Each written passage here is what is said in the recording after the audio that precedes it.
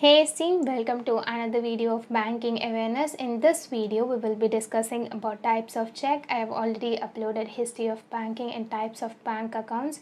If you haven't watched it, please go and watch it. I'll link it in the I button. So if you want, I'll also give the link of this PDF in the description. If you want, you can make use of this.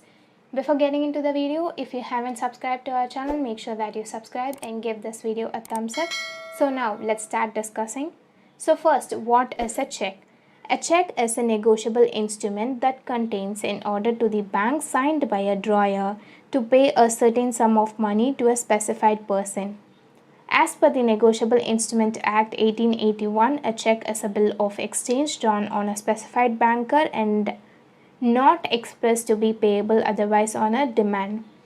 So, a check is a negotiable instrument that contains an order to the banker saying that to pay a certain sum of money to a specified person. So, the check is being drawn by a drawer. So, the person who writes the check is said to be a drawer.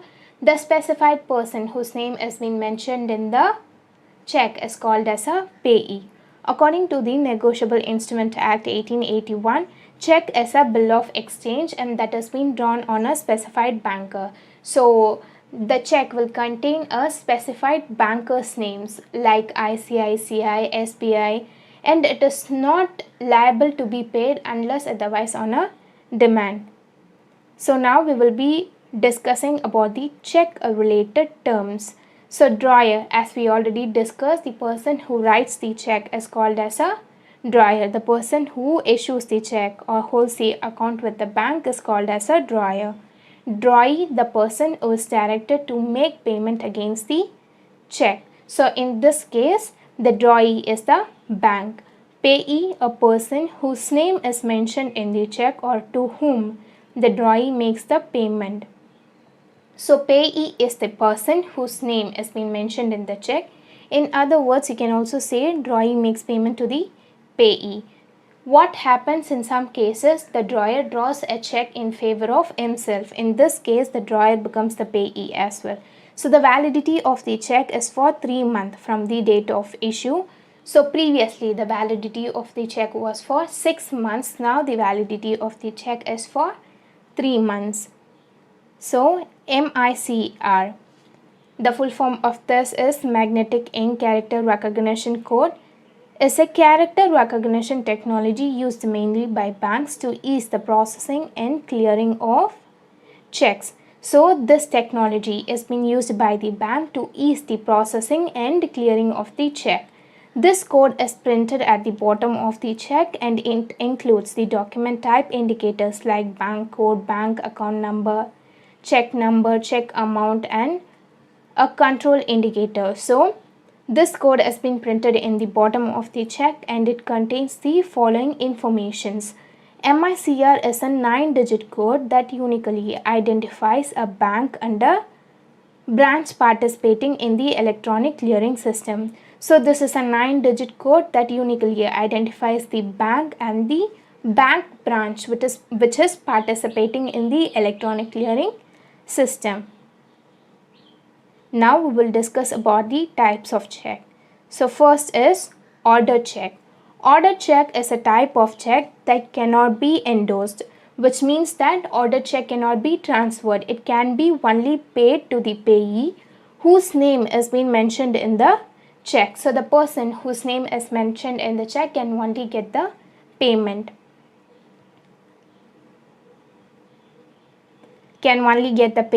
And this is the check in which the printed word bearer on the check is cancelled. So, cancelling the word bearer on the check automatically makes the check an order check. An order check can be paid to the named payee across the bank's account if so presented. So, on presenting the check, it can be honored over the counter. And the identification must be insisted by the banker when encashing the order check for the presenter. So, while encashing the check, it is the duty of the banker to ask the person to whom the bank is paying, that is the payee, to prove his identification for encashing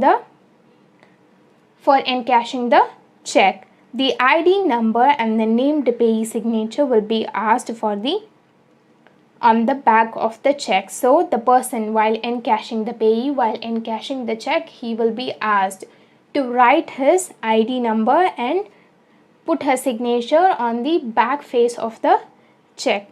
So now we will discuss about the open check or bearer check. This type of check is risky in nature. When the word bearer on the check is not crossed or cancelled, the check is called as a bearer check. So when the word bearer in the check is not crossed or cancelled, it becomes a bearer check. So this is a risky kind of a check because any person who possesses the check can encash it. Open check bearer checks are payable to person specified in the instrument or any person who possesses it. So this is why it is said to be a risky kind of a check. So even if we lose the check, the payee loses the check, the person who finds it can easily encash it. So because of this reason, it is said to be a risky kind of a check. So now we will discuss about the blank check. A check on which the drawer puts his signature and leaves all the columns blank is called as a blank check. So in a blank check, the drawer only puts his signature and leaves all the other determinations to be filled up by the payee. So this is called as a blank check. More generally, blank checks are presented in a situation when both the parties have a high level of confidence in between them. So when the parties have a high level of trust, they offer a blank check.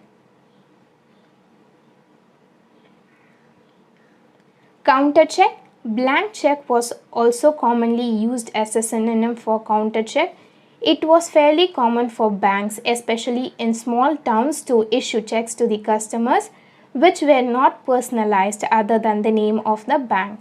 So initially, blank checks were also known as a counter check. So it is common in the small towns where the customers will be issued with only the bank's name. So the check will contain only the bank's name and all the other things has to be filled up by the customer. So businesses would have pads of counter check which did not even have the banks specified on them. The customer had to not only fill in the value of the check, the date, the signature, but also to designate the bank account on which the funds were to be drawn. So businesses also have a patch of counter check in which even the bank's name will not be specified on them. The customer, along with the value, date and their signature, they have to also mention the bank from which the funds were to be drawn. So now we will discuss about the post-dated check.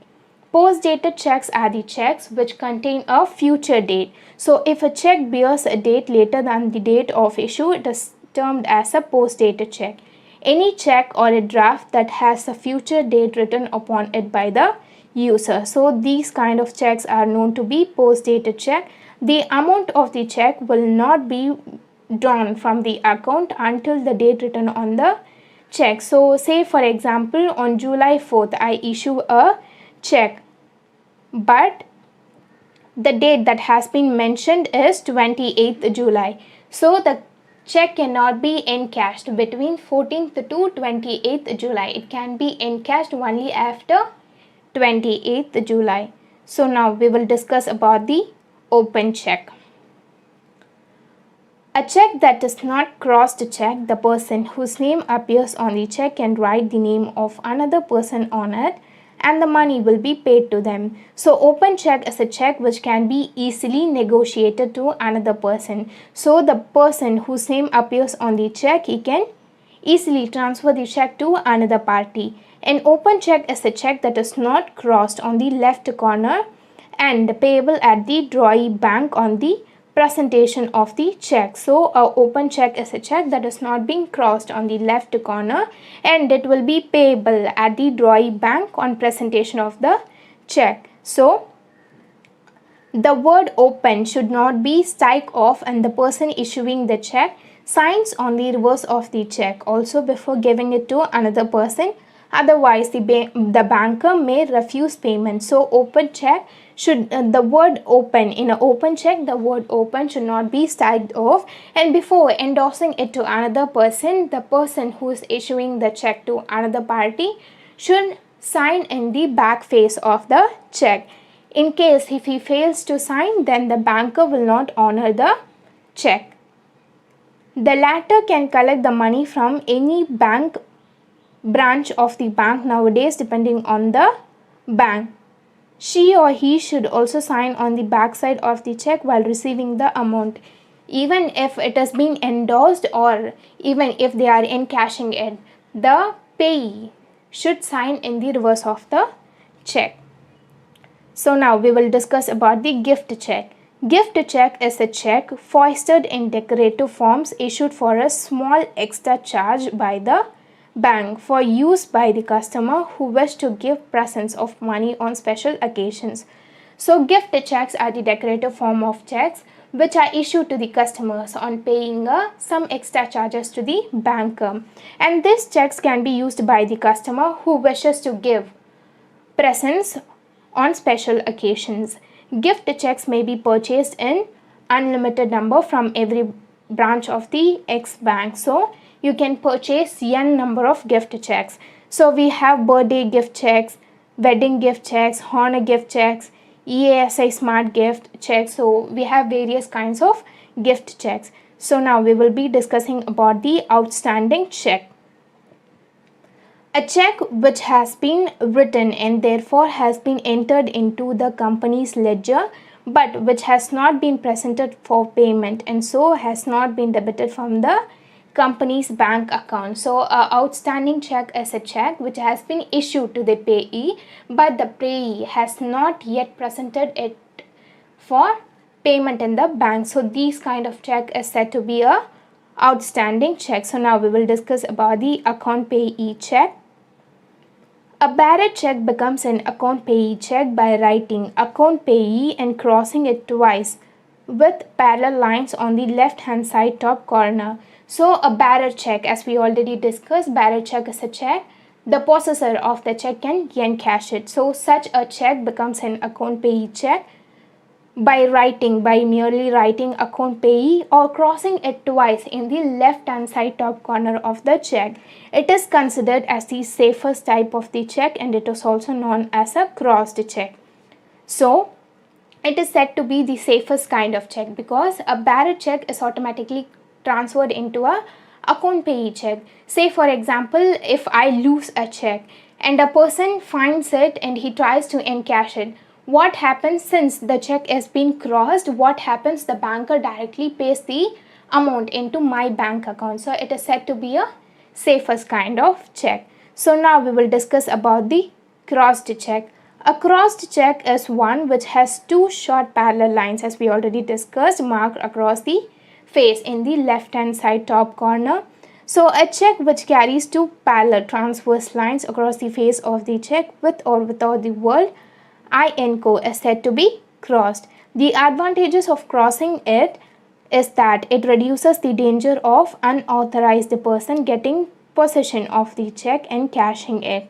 A crossed check can only be cashed through a bank of which the payee of the check is a customer. So a crossed check will only be paid into the payee's bank account. It cannot be encashed over the counter. So it is one of the safest kind of check, and the advantages of this is that it reduces the danger of unauthorized person getting advantage over the check. So now we will discuss about the banker's check. The banker's check is an instrument issued by the banker on behalf of a customer containing an order to pay a certain sum to a specified person within the city. So banker's check is an instrument issued by the bank on behalf of the customer containing an order to pay a specified person who resides within the city. All banker's checks are pre-printed with not negotiable. So all the banker's check are pre-printed and no changes can be made. The validity period of the banker's check is 3 months. However, it can be revalidated subject to some legal formalities. So before 2012, the validity of the banker's check was 6 months. Now the validity of the banker's check is only 3 months. However, you can revalidate it, but it is subject to some long legal formalities. So now we will discuss about the bearer's check.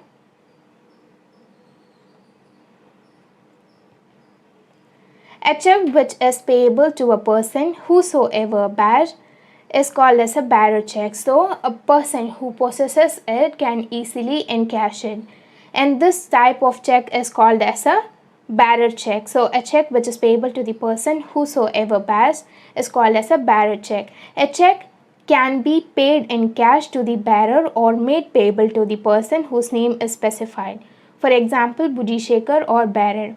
So the check can be paid in cash to the bearer, the person who holds the check, or to the person whose name is being specified in the check. This check is payable by the drawee bank over the counter to the bearer or the presenter of the check. So these kind of checks are payable over the counter. So by presenting the check, you will get the cash just over the counter.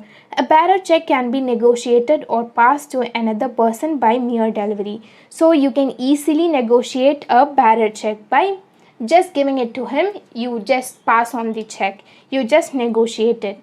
So now we will discuss about a stale check. Check presented at the paying bank after a certain period of its payment date. So a check which is being presented for payment after 6 months is said to be a stale check. A stale check is not an invalid check, but it may be deemed an irregular bill of exchange. A bank may refuse to honor it unless its drawer reconfirms its payment either by inserting a new payment date or by issuing a new check. Also, it is called as a stale dated check. So this is why it is said to be a irregular bill of exchange but not a invalid check. So a stale check is not an invalid check, but it is deemed to be a irregular bill of exchange because the banker may refuse to honor it unless and until the drawer of the check reconfirms its payment by either inserting a new date or by issuing a new check. In this case, the banker may honor the check. So now we will discuss about the self checks. A self check is written by the account holder as pay self to receive the money in physical form from the branch where he holds his account.